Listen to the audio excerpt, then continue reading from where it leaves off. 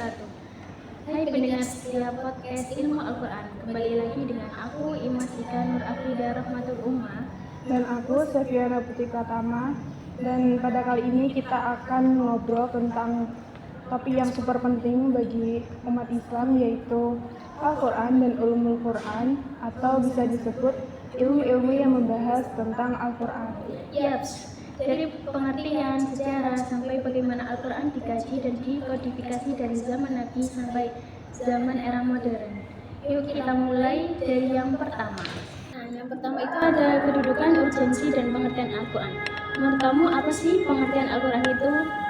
Nah, secara bahasa, Al-Quran itu berasal dari kata qara'a yang berarti membaca. Sedangkan secara istilah, Al-Quran adalah kalam Allah Subhanahu wa Ta'ala yang diturunkan kepada Nabi Muhammad SAW melalui perantara malaikat Jibril. Sedangkan menurut ulama tafsir, Al-Quran adalah petunjuk hidup yang mencakup hubungan manusia dengan Allah, manusia dengan sesama manusia, dan manusia dengan alam semesta. Nah, pasti Al-Quran kan mempunyai kedudukan dalam Islam. Apa aja sih kedudukan Al-Quran itu? Nah, kedudukan Al-Quran dalam Islam itu sebagai sumber hukum utama, menjadi dasar akidah, ibadah, akhlak, dan juga muamalah. Sebagai penyempurna kitab-kitab terdahulu yang telah mengalami banyak perubahan, dan juga Al-Quran ini dijaga langsung oleh Allah Subhanahu wa Ta'ala, terjamin keasliannya sampai akhir zaman. Selanjutnya, urgensi Al-Quran dalam kehidupan sehari-hari menurut kamu itu ada apa aja sih? Nah, tentunya penting ya Al-Quran dalam kehidupan sehari-hari kita sebagai pedoman hidup untuk membimbing manusia menuju jalan yang benar, terus juga menjadi sumber hukum yang mengatur kehidupan pribadi, sosial, ekonomi, dan juga kemasyarakatan, dan juga melindungi hak asasi manusia, menjaga kemaslahatan, dan mencegah kerusakan. Nah, jadi kesimpulan di sini yaitu Al-Quran adalah mukjizat terbesar Nabi Muhammad yang bersifat abadi dan tidak dapat ditandingi oleh manusia, serta menjadi pedoman hidup bagi seluruh umat manusia. Nah, selanjutnya materi kedua yaitu pengertian ijazul Quran dan ragamnya. Nah, menurut kamu ijazul Quran itu apa sih? Jadi ijazul Quran sendiri itu memiliki arti melemahkan, menunjukkan ketidakmampuan manusia menandani Al-Quran. Dan ijazul Quran juga memiliki ragamnya. Salah satunya yaitu ada mukjizat. Mukjizat sendiri juga memiliki pengertian yaitu sesuatu yang luar biasa yang diberikan Allah kepada Rasul sebagai bukti kerasulannya. Nah, syarat mukjizat itu apa aja? Syaratnya itu yang pertama tidak bisa dilakukan makhluk, tidak bertentangan dengan hukum Islam. Yang ketiga jadi bentuk kerasulan, terjadi bersamaan dengan pengakuan Nabi dan tidak dapat ditandingi oleh siapapun. Terus tujuan dari ijazul Quran sendiri itu apa? Di sini tujuan ijazul Quran itu melemahkan penentang risalah Rasul, mengajak berpikir dan membuka pengetahuan, dan yang ketiga menjadi bukti kebenaran ajaran kitab suci. Nah, kalau macam-macam mukjizat itu apa? Jadi mukjizat di sini mempunyai dua macam. Yang pertama itu mukjizat hizi atau indra, yaitu dapat dirasakan langsung. Contohnya tongkat Nabi Musa yang membelah lautan, Nabi Isa menyembuhkan orang yang buta. Dan yang kedua yaitu mukjizat akliyah atau maknawiyah, yaitu dipahami melalui akal. Contohnya Al-Quran. Nah, contoh ijazul Quran dalam berbagai aspek itu apa? Nah, dari segi aspek ilmu pengetahuan, Al-Quran memberi isyarat ilmiah, misalnya tentang prosesnya hujan. Terus yang kedua aspek berita gaib, contohnya yaitu menceritakan masa lalu dan ramalan masa depan. Dan yang ketiga isyarat ilmiah. Jadi itu ya tadi pengertian dari ijazul Quran dan ragamnya. Ya. Nah, selanjutnya materi yang ketiga kita akan membahas tentang pengertian ayat, fawatih aswar, dan jumlah ayat. Menurut pendapat kamu, pengertian ayat itu apa sih? Nah, ayat itu adalah susunan kata dari kalamullah yang menjadi petunjuk dan pelajaran bagi umat manusia. Dan ciri-ciri ayat itu sendiri memiliki awal dan juga akhir yang jelas. Sedangkan surat itu adalah kumpulan dari beberapa ayat yang membentuk satu kesatuan makna. Nah, ayat dan surat sama-sama mengandung keindahan bahasa dan pesan moral. Nah, selain pengertian ayat, ada Fawatil Aswar. Pengertiannya sendiri apa sih? Nah, secara bahasa, Fawatil Aswar berarti pembuka surat-surat dalam Al-Quran. Seringkali berupa huruf-huruf hijaiyah yang terputus seperti alif, lam, mim. Nah, sebagai pembuka dan penanda awal surat, serta termasuk rahasia ilahi yang menarik perhatian para ulama tafsir. Nah, selain itu, Al-Quran juga memiliki jumlah ayat. Nah, berapa sih ayat yang ada di dalam Al-Quran itu? Nah, terdapat 7 mazhab utama dalam penentuan jumlah ayat. Yang pertama ada Al-Madani Al-Awwal, itu ada 6.217 ayat atau 6.214 ayat. Yang kedua ada Al-Madani Al-Akhir, itu ada 6.214 ayat. Yang ketiga ada Al-Maki, itu ada 6.220 ayat. Yang keempat ada Asyami, itu ada 6.226 ayat. Terus yang kelima ada Al-Kufi, 6.236 ayat. Nah, Al-Kufi ini tuh digunakan di mushaf Indonesia dan juga dunia. Nah, terus yang keenam ada Al-Basri, itu ada 6.205 ayat. Terus yang terakhir ada Al-Himsi, itu ada 6.232 ayat.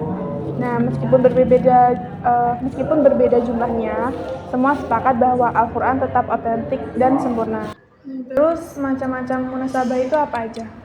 Nah, yang pertama itu ada antara surat dengan surat, yaitu menunjukkan kesinambungan tema antar surat. Yang kedua, antar nama surat dengan isinya, yaitu nama surat mencerminkan isi dan urgensinya. Yang ketiga, antara kalimat dengan satu ayat, yaitu setiap kalimat saling memperkuat makna. Yang keempat, antara ayat dengan ayat dalam satu surat, yaitu membentuk kesatuan tema yang utuh.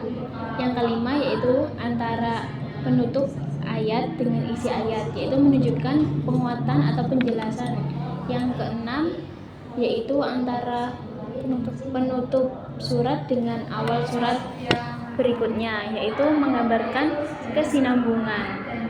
Nah, terus kegunaan mempelajari munasabah itu apa? Kegunaannya yaitu menepis anggapan bahwa ayat Al-Quran tidak berhubungan satu sama lain, dan memperdalam pemahaman dan mengenali kesatuan struktur Al-Quran, serta membantu penafsiran ayat agar lebih tepat dan sesuai konteks. Jadi itu tadi tentang munasabah ya? Ya.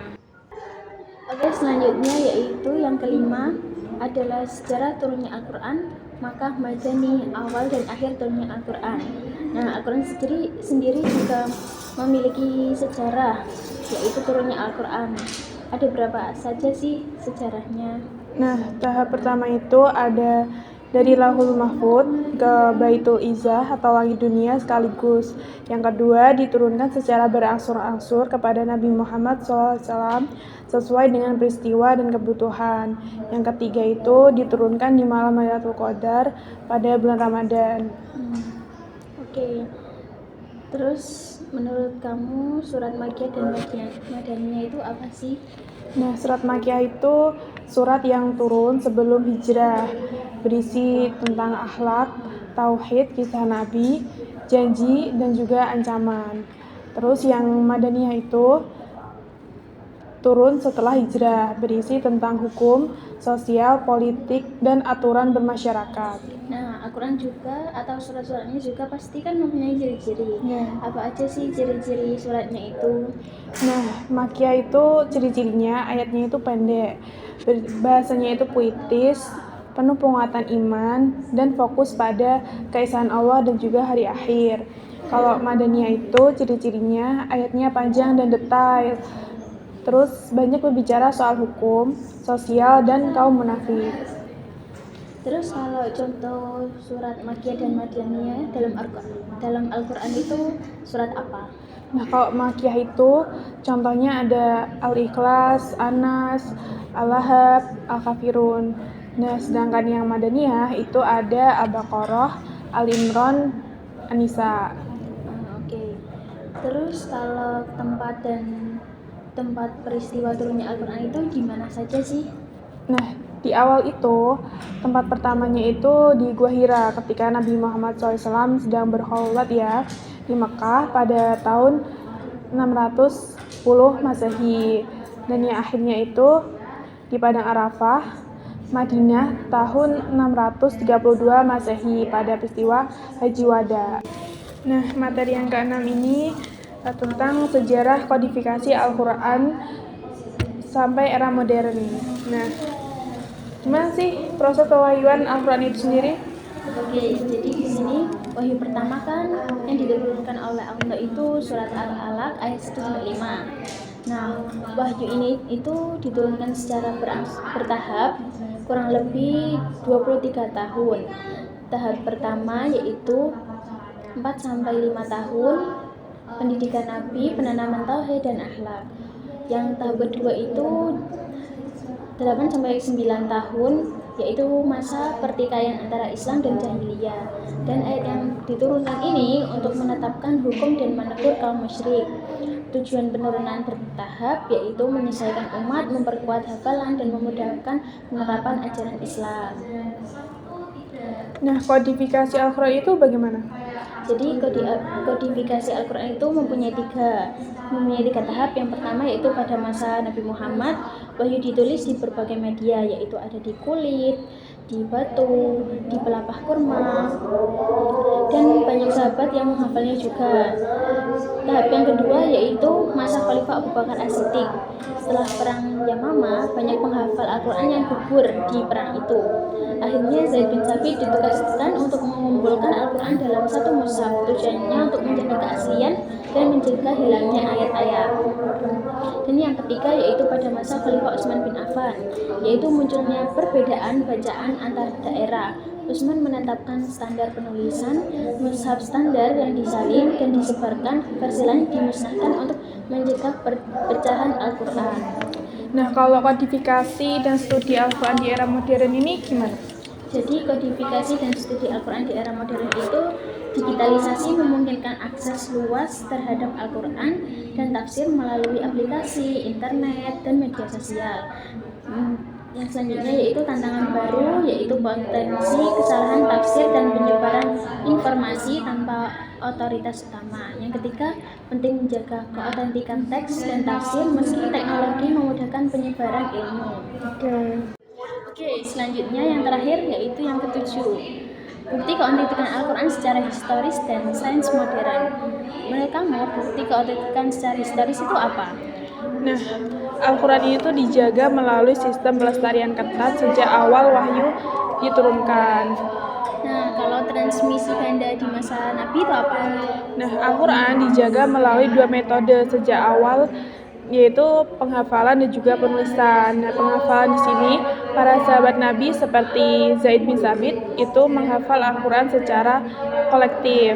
Sedangkan metode penulisan, wahyu dituliskan pada media sederhana seperti kulit, pelepah kurma, dan juga tulang.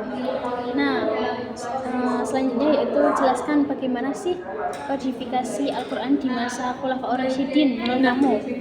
Oke, pada masa Abu Bakar As-Siddiq, itu mushaf pertama dikompilasi oleh tim di bawah pimpinan Zaid bin Thabit setelah banyak penghafal Quran yang gugur di perang Yamamah. Nah, terus pada masa Utsman bin Affan, mushaf standar disebarluaskan untuk menjaga keseragaman bacaan dan mengatasi perbedaan dialek. Salinan yang tidak sesuai diperintahkan untuk dimusnahkan. Kalau dukungan manuskrip kuno itu gimana? Nah, penemuan manuskrip kuno itu seperti mushaf Tokapi, Samarkandi, Sanaa, dan fragmen Birmingham menunjukkan kesesuaian yang luar biasa dengan mushaf modern. Kalau standarisasi ilmu bacaan? Nah, keaslian bacaan itu dijaga melalui disiplin ilmu khusus yang dikembangkan oleh ulama seperti ilmu qiraat yang membahas tentang varian bahasa sahih. Terus ada juga ilmu tajwid, yaitu aturan membaca, dan juga ilmu rosim yang artinya itu aturan penulisan mushaf. Nah, kan pasti di keautentikan Al-Quran itu juga mempunyai jaminan teologis. Menurut kamu apa sih itu? Nah, jaminan teologisnya itu keautentikan diperkuat dengan janji Allah Subhanahu wa taala untuk menjaganya dari perubahan. Itu tertera dalam Quran surah Al-Hijr ayat 9. Nah, pasti kan di sini mempunyai bukti keautentikan melalui sains modern. Nah, di situ ada apa aja sih buktinya?